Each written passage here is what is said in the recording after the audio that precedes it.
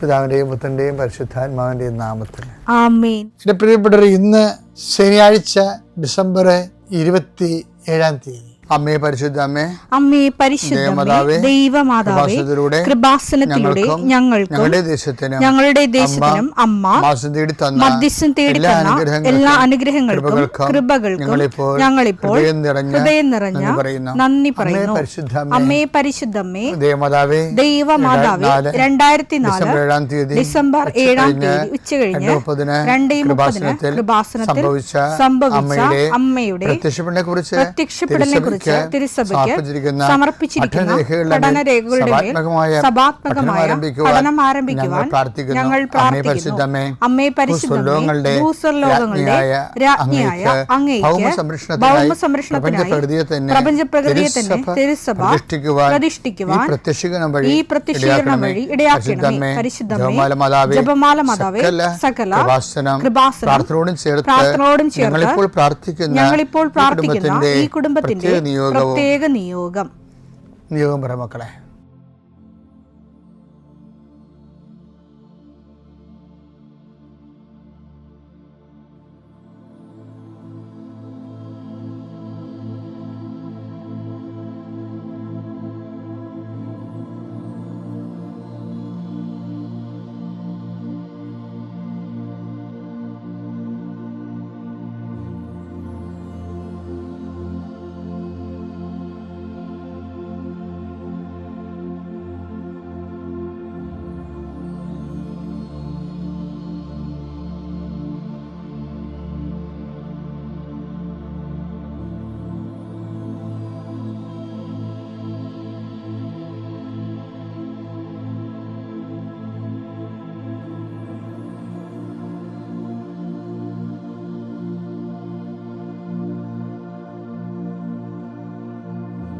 അമ്മയുടെ പ്രത്യക്ഷീകരണത്തിന്റെ ഈ അനുഗ്രഹവേളയിൽ ഞങ്ങൾക്ക് സാധിച്ചു തരുവാൻ കനിയണമേ. ആമേൻ. വിശ്വാസ പ്രമാണം.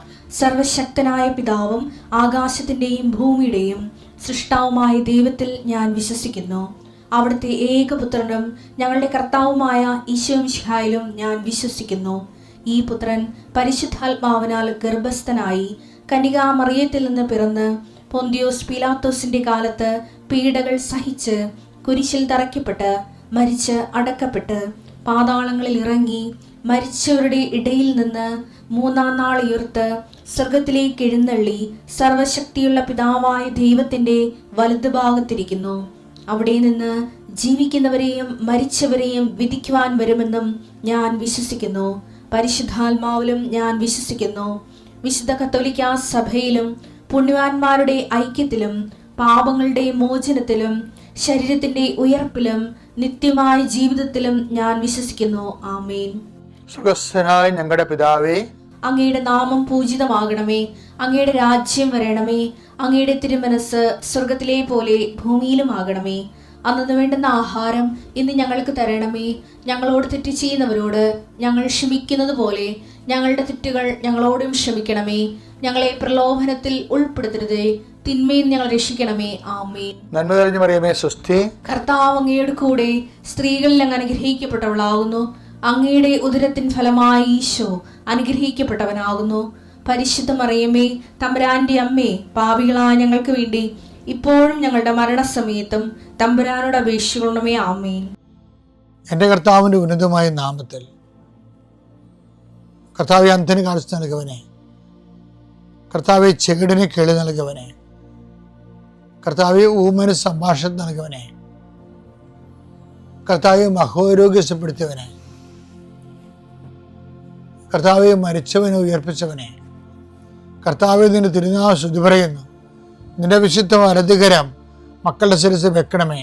ഇന്നത്തെ യാത്രകളെ, ഇന്നത്തെ വ്യക്തികളെ കണ്ടുമുട്ടലുകളെ, ഇന്നത്തെ ചോദ്യം പറച്ചിലുകളെ, ഇന്നത്തെ വർത്തമാനങ്ങളെ, ഇന്നത്തെ ഒപ്പിടലുകളെ എല്ലാം കർത്താവിന് ദിശയിൽ വെക്കുന്ന രേഖകൾ അന്വേഷിച്ച് പോകുന്നവരെ, വിസ പ്രോസസ്സിങ്ങിന് വേണ്ടി പോകുന്നവരെ, വിസ ഇൻ്റർവ്യൂവിന് വേണ്ടി പോകുന്നവരെ, യാത്രക്ക് ടിക്കറ്റ് എടുക്കാൻ പോകുന്നവരെ, ഇന്നത്തെ യാത്രകളെ, യാത്ര ചെയ്യുന്ന വാഹനങ്ങളെ കർത്താവിനെ പ്രാർത്ഥിക്കുന്നു.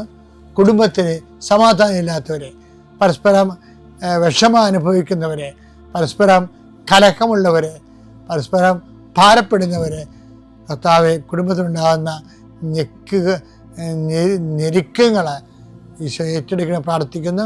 40 വർഷം അങ്ങയുടെ തിരുസന്നിധി നടത്തിയ സുവിശേഷ ജീവിതത്തിൻ്റെ യോഗ്യതയാൽ, പരിശുദ്ധ കുർബാനയുടെ യോഗ്യതയാൽ, പിതാവിൻ്റെയും പുത്രൻ്റെയും പരിശുദ്ധാത്മാവിൻ്റെയും നാമത്തിൽ നീ ഇന്നത്തെ ദിവസം, നിൻ്റെ ദിവസം, നിൻ്റെ ഉദ്യമങ്ങൾ കർത്താവ് നിന്നെ അനുഗ്രഹിച്ച് നീ സന്തോഷത്തോടെ രാത്രി ഉടനയാൻ കർത്താവ് ഇടയാക്കട്ടെ.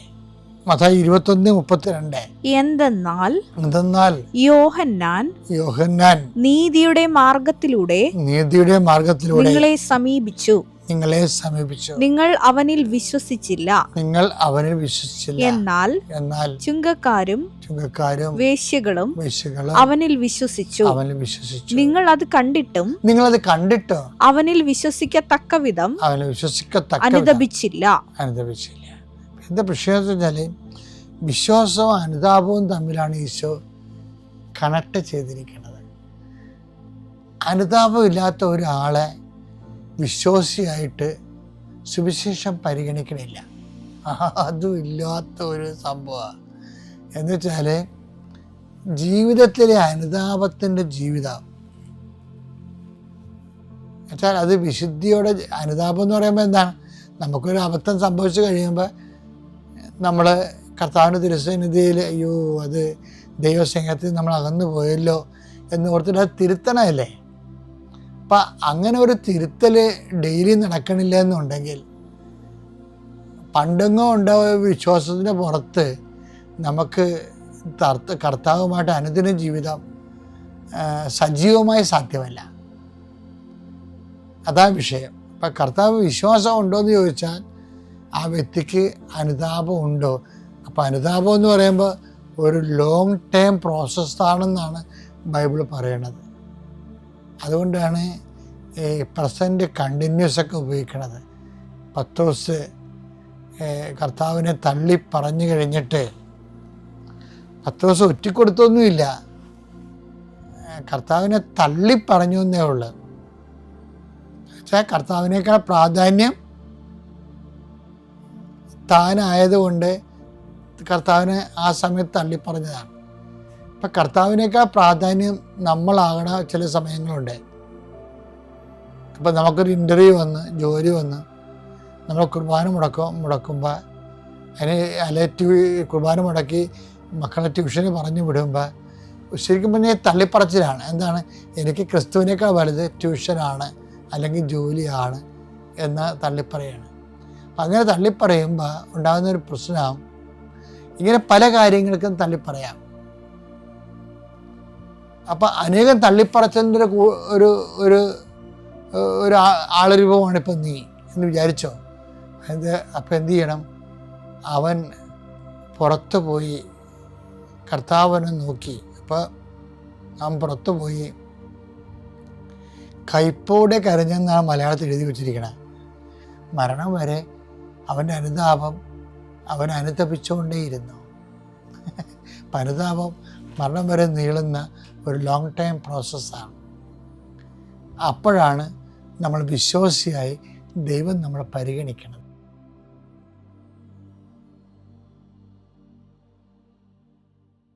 അത്യപൂർവ ദൈവാനുഭവങ്ങൾ ഇനി നിങ്ങൾക്കും സ്വന്തം. ഈ യൂട്യൂബ് ചാനൽ ഇതുവരെ സബ്സ്ക്രൈബ് ചെയ്തിട്ടില്ലെങ്കിൽ ഇപ്പോൾ തന്നെ സബ്സ്ക്രൈബ് ചെയ്യുക. ഈ വീഡിയോ ഇപ്പോൾ തന്നെ നിങ്ങളുടെ സുഹൃത്തുക്കൾക്ക് ഷെയർ ചെയ്തുകൊണ്ട് കർത്താവിൻ്റെ പ്രേക്ഷിതരാകുക.